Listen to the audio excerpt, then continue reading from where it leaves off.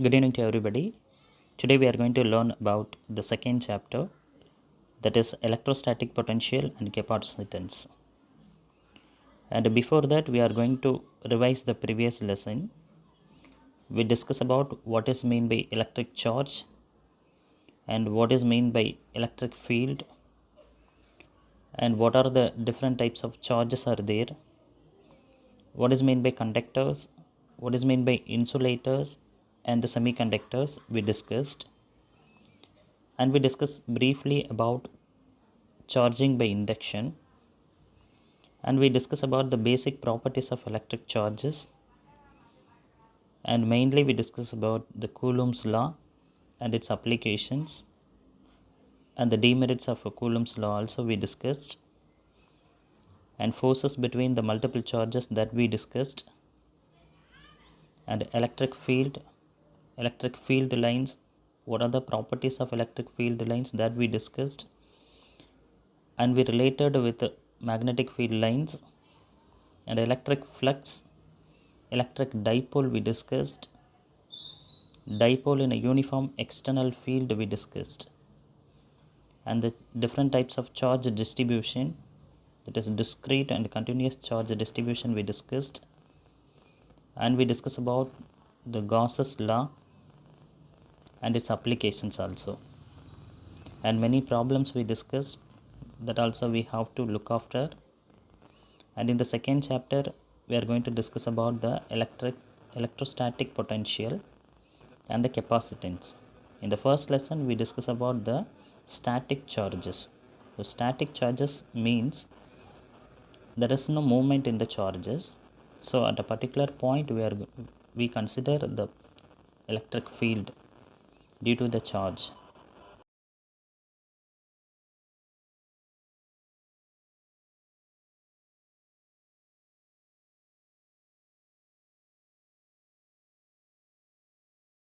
So in this chapter we are going to discuss about the electrostatic potential.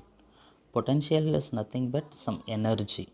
So the potential energy we are going to discuss, and in that potential energy how kinetic energy can be derived, that we are going to discuss. When an electric field, the external force does work in taking a body from point to another against a force like spring force or gravitational force, that work gets stored as potential energy of the body. When an external force is removed, what will happen? It is gaining the kinetic energy and it is losing the equal amount of potential energy. So the sum of kinetic energy and the potential energy is zero in that case. So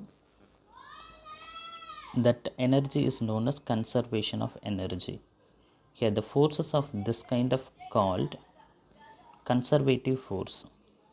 So the spring force and the gravitational force are example of conservative force.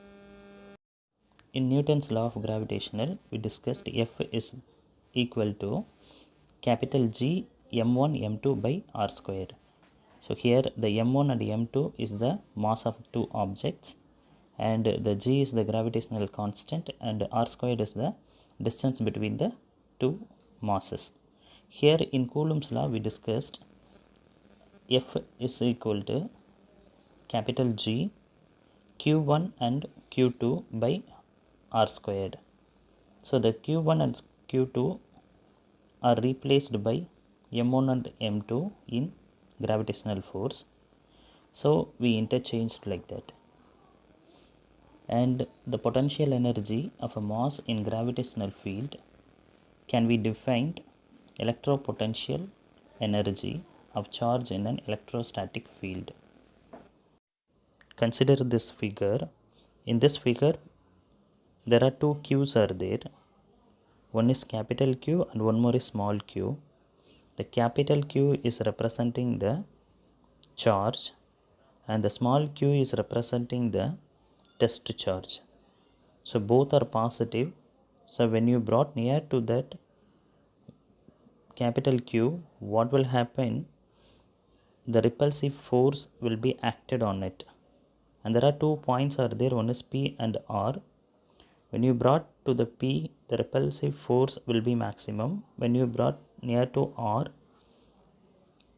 the repulsive force will be minimum in this case.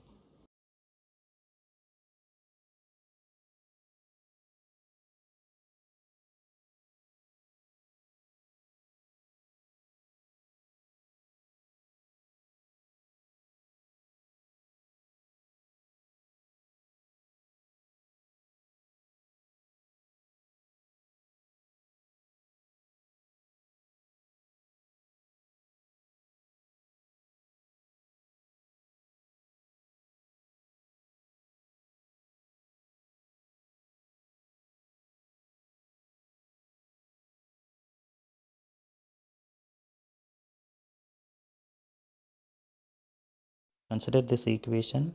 Here W is work done and the limits are given, that is P and R, and F is the force and dr is the distance, and the actual formula is W is equal to F into S, and here we use the minus symbol in order to mention the repulsive force of two charges.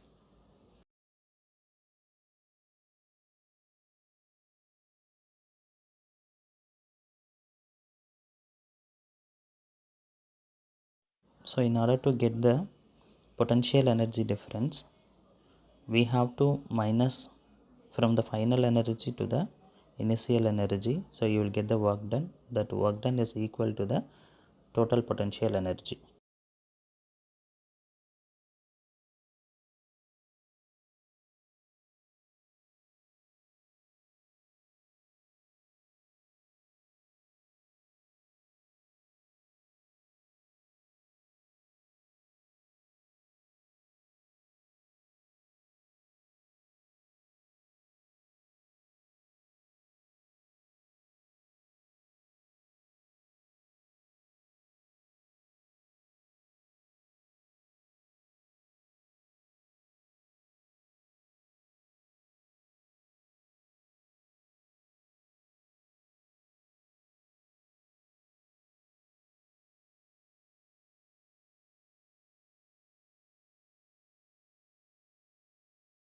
So in this case, if you add alpha in both the case, and if you multiply this minus with alpha, so it is going to become minus alpha, and you will get the same answer only.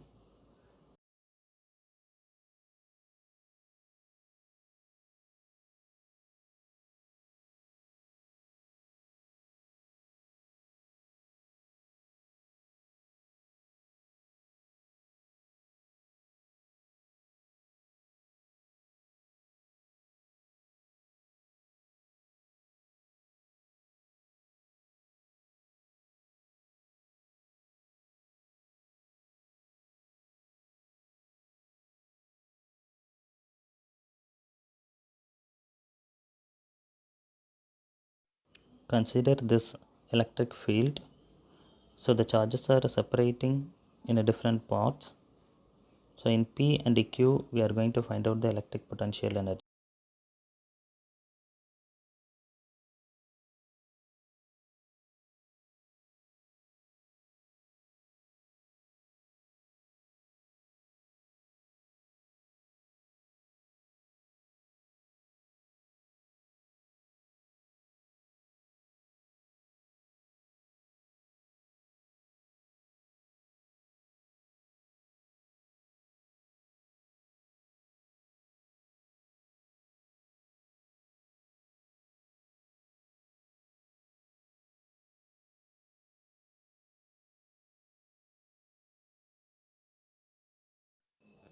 So look at this picture. In this picture also, we have positive Q, and the test charge is going to be brought from the infinity to the point P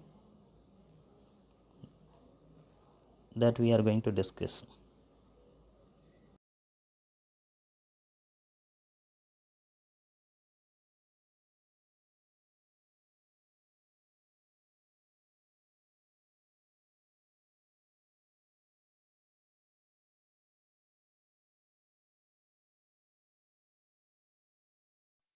So here we are going to use the Coulomb's law, that is Q into Q by 4 pi epsilon 0 r squared, and r is the vector, that is the unit vector.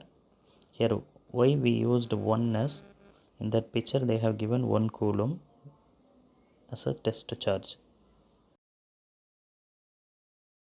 Why we used minus symbol is in order to represent the repulsive force.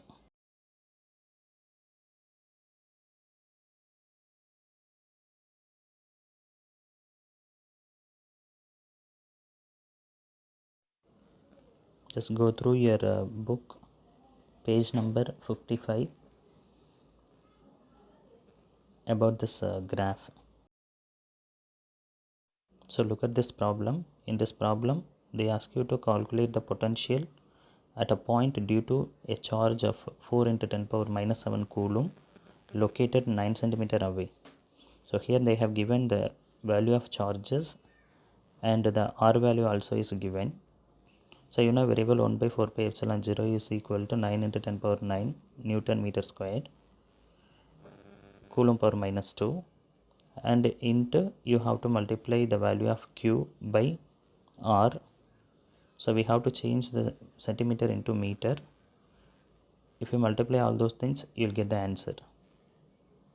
And the second one, we are going to find out the work done in bringing the charge of 2 into 10 power minus 9 Coulomb from infinity to the point P.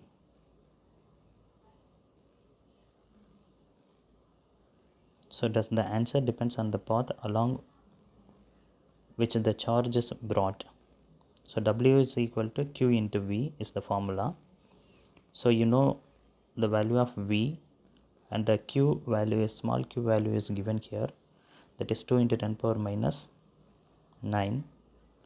So into 4 into 10 power 4, that you have to multiply and you will get the total answer for W. Thank you all. Let us continue the chapter in the next class.